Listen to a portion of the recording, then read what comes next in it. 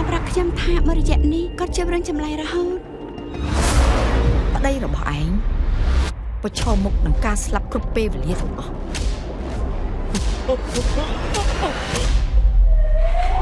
នេះខាងពេទ្យហ្នឹងគេរកអាការៈរបស់កូនវ៉ាន់អត់ទាំងឃើញផងហ្នឹងនេះច្បាស់ហើយកូន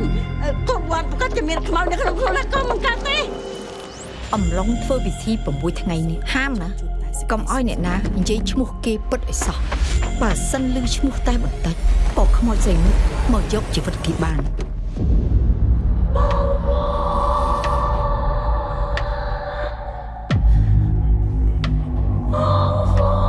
ពួកស្រីយកព្រលឹងគេទៅបាត់ហើយអញអត់ធ្វើចាប់ដែរ